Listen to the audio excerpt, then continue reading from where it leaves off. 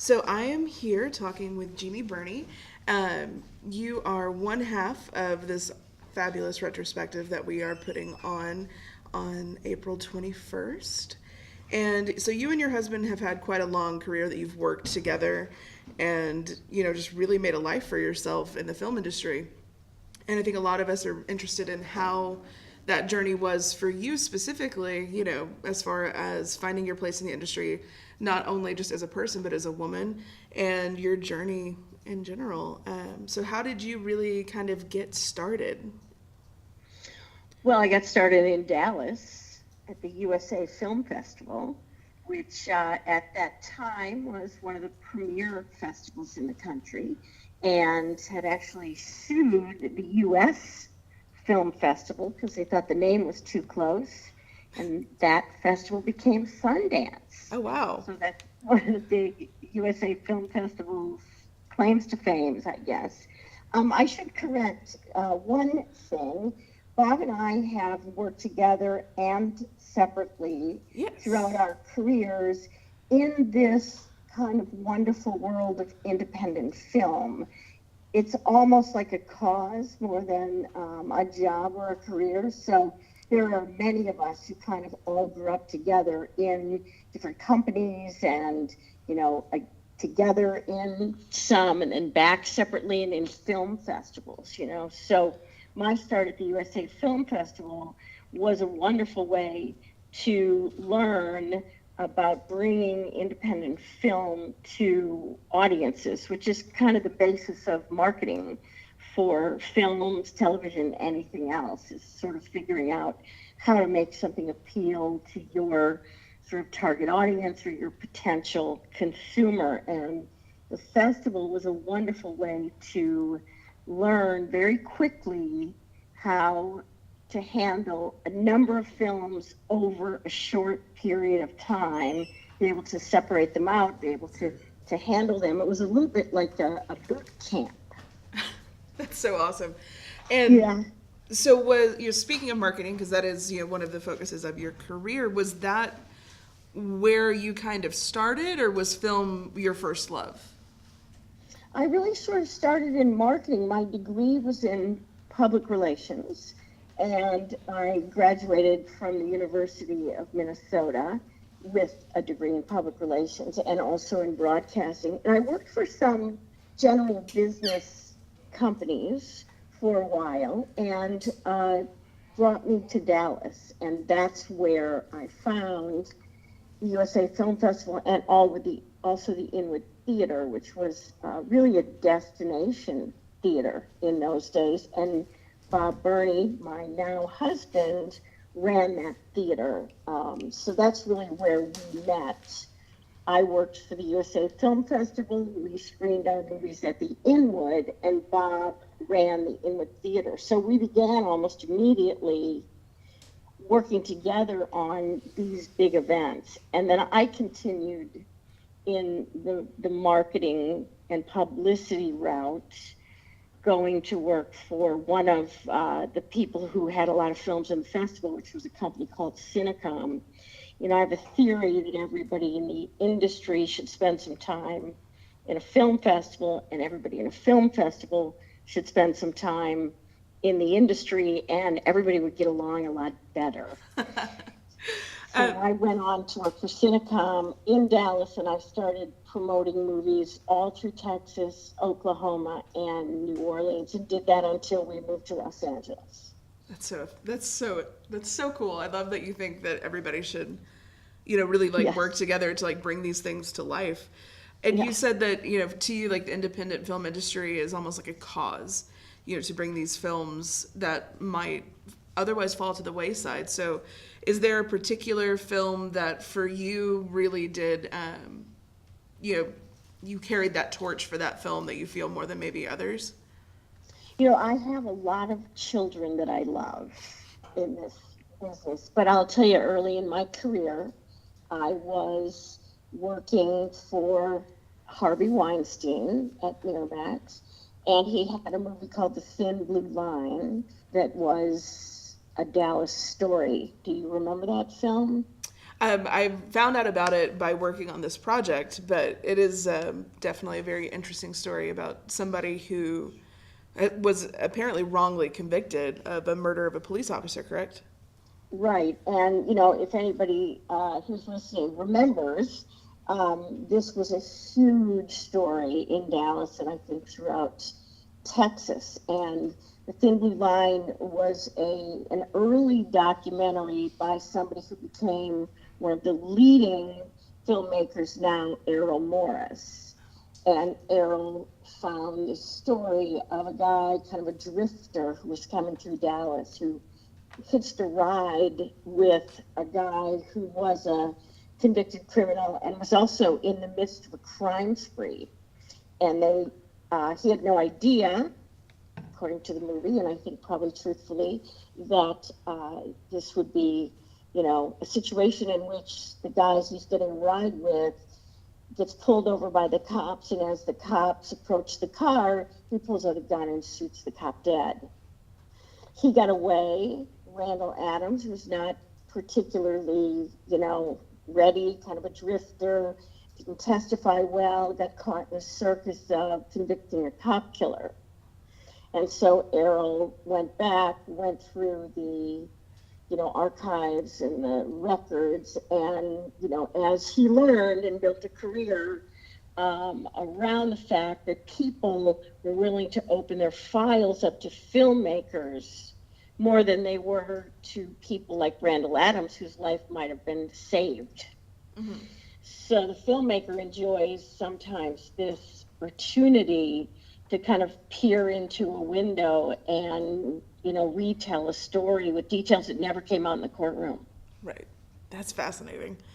And so at the USA Film Festival, where we were playing the movie, I, in typical Miramax fashion, found the original public defender for Randall Adams, and his current lawyer, who was kind of a big-time lawyer in Houston, came up for the premiere of this movie. So I put a dinner together, and I invited Peter Applebaum, who was positioned or stationed in Houston as a stringer for the New York Times. And during the dinner, the discussion of the case came up, and the current lawyer told the ex-lawyer that Randall's case was down to a writ of habeas corpus, and the federal magistrate was just sitting on it. It was about to expire, and the previous lawyer, who got completely out of the business after this, said, that's a conflict of interest, because that federal magistrate was the attorney who represented the DA who got this guy wrongly convicted. And so Peter Applebaum went front page with the New York Times. Harvey moved the release date up, and suddenly this film just took off. And I worked on it for a year. That's so crazy. And ultimately, he did end up being acquitted of that crime? Yeah, Errol Morris gets to the other guy in jail, and over the course of the interview, he gets this other guy who's been convicted of a couple murders already to confess to actually killing the cop. Wow, that's intense. The power of film. Really and truly, and that's a wonderful example of, I think, the power of art, in general, and especially when we put it out there and let people see it. Yeah, and market it and, do it correctly. Speaking of, you said that, that you had started with Miramax and everything.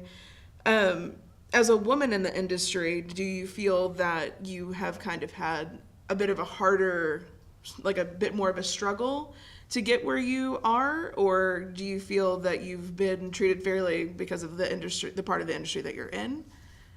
It's such a loaded question, isn't it? And there are so many ways to consider this movement that's going on. On the one hand, the Me Too movement, not to be confused with the Time's Up movement, is really about sexual harassment.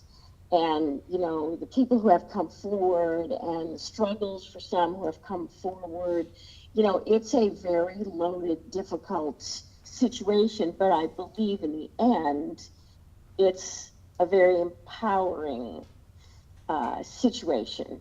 for the Time's Up movement, it's really about your time's up. There's got to be diversity, there's got to be hiring for qualifications, there's got to be equal pay. And many people have also gravitated to that. I lived through many regimes, not just Harvey's, at a time when I felt lucky to be in marketing and not in production. But, you are always aware of kind of this sort of chemistry or, sort of things slipping behind the curtain. And you're also acutely aware of having to deal with those people the next day. So I would say that I always found my way through situations. And I would say that I was more often than not the only woman in the room. And, I had some wonderful mentors. As the business grew up, I think that got harder, it got murkier, more money started to come in to the film business overall. They started to add, sort of micro studios or, mini majors to Fox, for instance, Fox Searchlight, Orion Classics, all these places. It really grew up into a business. And I felt fortunate to have gotten into it earlier. And, I think I've had a wonderful career as a result. That's awesome. And because you have been in the industry and you have seen it change so much, especially I feel with the independent film industry is probably just worlds different from whenever you first started. So for you as, marketing and PR, how has your job changed, in the rise of social media and, access through streaming services and everything like that? Like, do you feel that your job has just taken on a whole new light, or do you feel like at its core you're still doing the same thing? It's really interesting. I feel like it's the same tricks and a new toolbox. I watch the digital spend creep up and up and up in a marketing campaign for a movie, and I've now spent some time really learning about paid social, about the various ways that audiences are acquired, about the incredible speed with which this data comes in and you can pivot in a second versus, putting an ad in the Austin American Statesman and hoping that everybody sees it over the weekend. Now you know exactly who's seeing your ad or your content and clicking on it. I think that has created a much faster environment that requires more money. So I think that it's harder than it used to be to get noticed to begin with. And then, the studios, the Netflixes and the Amazons have, really stepped in a big way. So that makes it even harder for a smaller film or a film that is maybe content that's not easily watchable or something you don't really want to know about, but you feel that you should. I mean, we used to have a lot of movies like that. Boys Don't Cry, where that wasn't a world people wanted to peer in, but there was enough time and it was good filmmaking that it just continued to grow and grow and grow, and it changed things for a lot of people. Now it's like you got to get everybody all at once. You have to hit some numbers to be able to hold on to a movie. And then we've seen the changes, in the exhibition community. You look at what the Alamo Drafthouse has done. Yeah. They're creating a community or an environment that reminds me of the way it used to be, but they, play a lot of commercial movies. Absolutely. And that is, I think a lot of us too listening who are college students have experienced kind of where you don't feel like you have access to things, even though the digital age does provide you with so much at your fingertips, but at the same time, do you get the same substance that maybe like we were able to have, 10, 15 years ago? Or is it the same experience? Exactly. The experience of movies has always been community. everyone sits in the theater and is scared. Everyone sits in the theater and cries. It pulls people together and it creates sort of cocktail conversation. I think there's nothing wrong with Netflix or Amazon Prime or any of those, but they're more of a singular experience, and you have to kind of find them or hear about them. So you don't have this big swirl, around a movie in the same way. Netflix certainly spent like crazy on Bright, and people all watched it in the way they might have all gone to a theater to see Ready Player One. But, it is a different experience. So it really is, where is it headed? Who is the consumer? What do they want?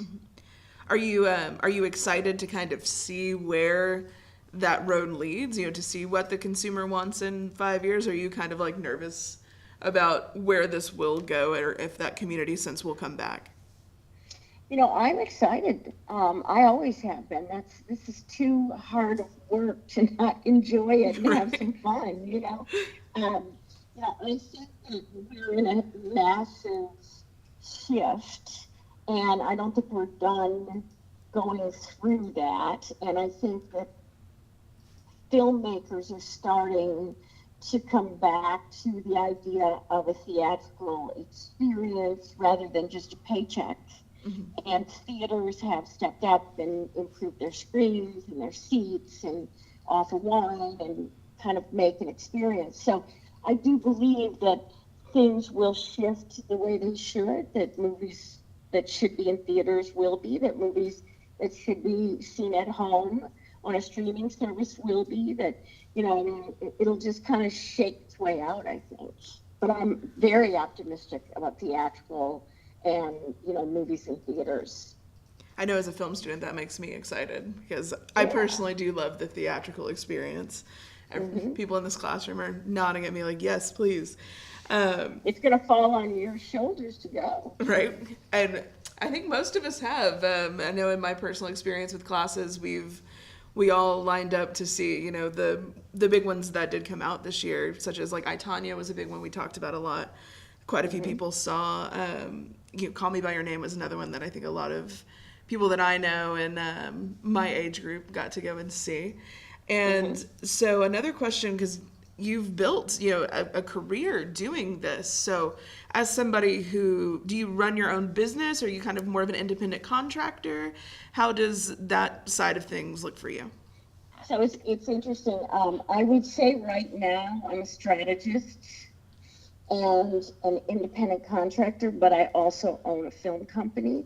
Okay. And the way that this is shaking out, Picture House is kind of in a stable, good place, but it's very expensive to play the game right now. So I took some time to do some of these consulting gigs, one of which was to really get involved with a digital marketing company to learn how it worked. But my role was really to teach them about theatrical as well, because you have a lot of great data scientists and researchers and tech people, but they really have no idea about theatrical or about movies, So, I'm always looking to find opportunities like that. So I guess I'm a bit more entrepreneurial, and the consulting allows me to switch back and forth to things that I love.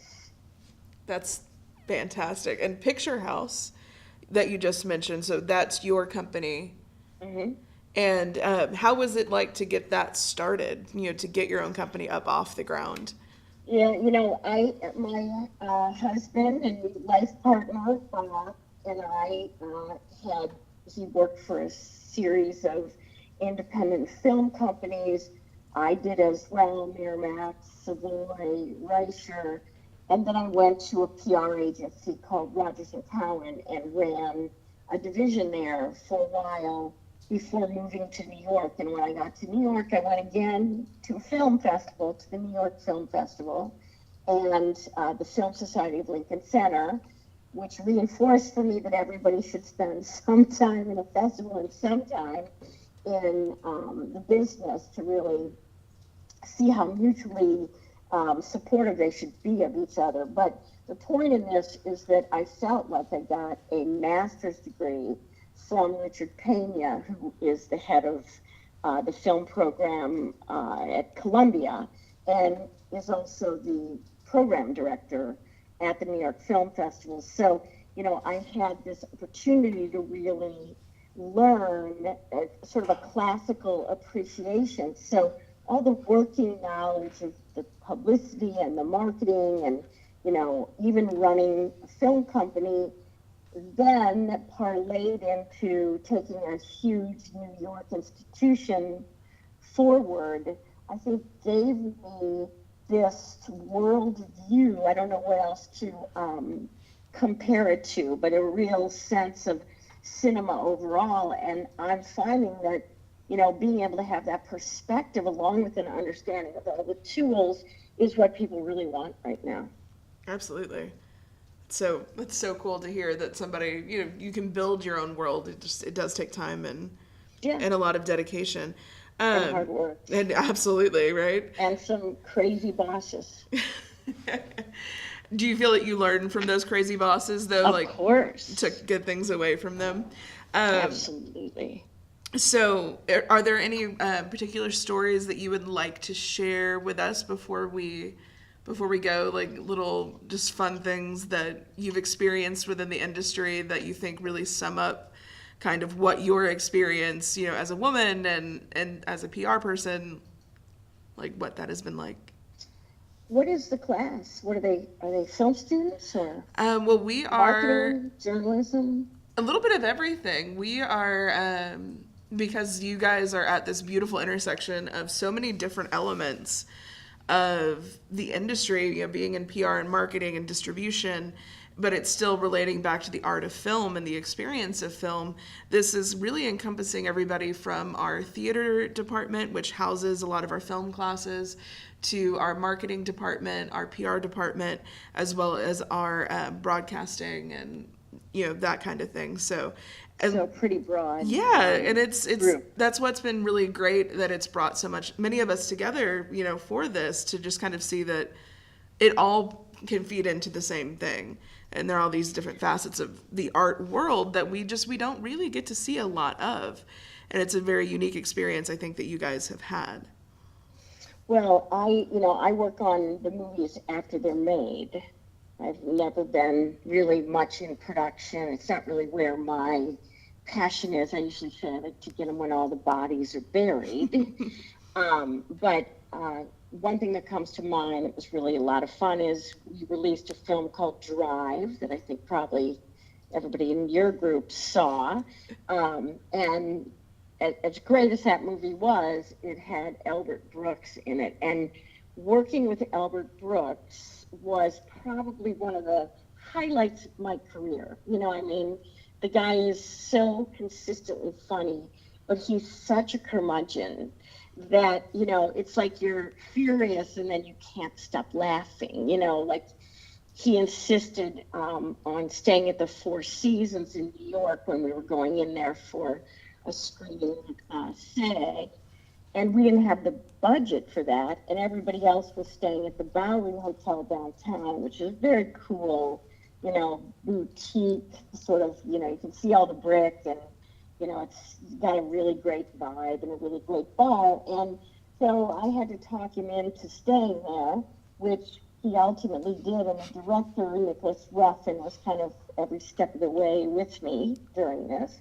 And when Albert walked in, Nicholas and I were standing in the lobby, and, we welcomed him, and he went up to his room, and the next morning, we happened to be standing downstairs when he came down, and so I said, "Hey, how was your night? How was your room?" And he said to me, "I'll let you know when I find the letters from Anne Frank." And then we went on to Toronto, where he was at the Ritz with everybody, and so we were all having a drink, and he started talking about how expensive it was, and he had called down for a chicken and a glass of water, and the chicken was $545. So he said, "Forget the chicken, send the glass, I'll just drink from the toilet." Oh my God. just constantly hilarious, funny things. So I think that's kind of what keeps you going. That's just, Whether it's the story of getting Ryan Adams off for Thin Blue Line or just having a riotous good time with the cast as you go through the grueling work of promoting it. I don't know, that's the first one that came to mind. that's so great. And just a personal question for me, because I know that you guys were involved with Pan's Labyrinth, Yes. which is personally one of my favorite films. Yeah. Was it exciting for you to see Del Toro win an Oscar and, like kind of achieve this amazing feat, with his signature Finally. style? Finally, really and truly, I was finally. sitting with he and his wife at the Oscars for Pan's Labyrinth, and I think we had 4 or 5 nominations. And so as they began to go, they start with like costumes and makeup and, cinematography, and it kept being Pan's Labyrinth, Pan's Labyrinth, Pan's Labyrinth. And, at that time there really weren't foreign directors nominated into the 5 director slots, but Pan's Labyrinth was nominated for a Best Foreign Language Film. And so that was really the award for Guillermo.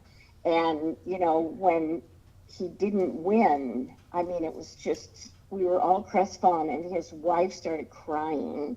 And I was like, you can't cry, you're on camera, it was such a movie that deserved it. Mm-hmm. And the prize went to this German film, The Lives of Others, about like an SS guard or something. And it was just so disappointing to see how the Academy can also be politically manipulated, by the power of votes versus an independent and a foreign film like this that really deserved it, to get beat out. So all this time later for Shape of Water, I was just so thrilled for him. And, we also did Memento. And Chris Nolan, really started on his way with Memento. And as we were leaving the Academy Awards this year and everybody's exhausted and kind of walking down to where the cars are, we turned the corner and there was Guillermo. Big hugs, and we're talking. And then here comes Chris Nolan, big hugs, and we're talking. I'm thinking, God, this is just the bookends of our career. That's so cool. And just so exciting to see how invested, you guys get into these films, because they are, like you said, your babies. Yeah. That's so awesome. Well, thank you so much for taking the time to talk to us, and of course, for coming to see us on Saturday. Yeah. We are all incredibly excited to hear more insights from you guys and more advice on the industry and how to make a life in film. So. Well, great. Thank you so much, and I hope everyone will come, and I also hope you really enjoy Gus's new movie. I think we all will. I don't think we're going to be disappointed in that one. It's Joaquin Phoenix as you've never seen him. Which we all are always fascinated by. Yeah. Well, awesome. Thank you so much. And You're welcome. We are going to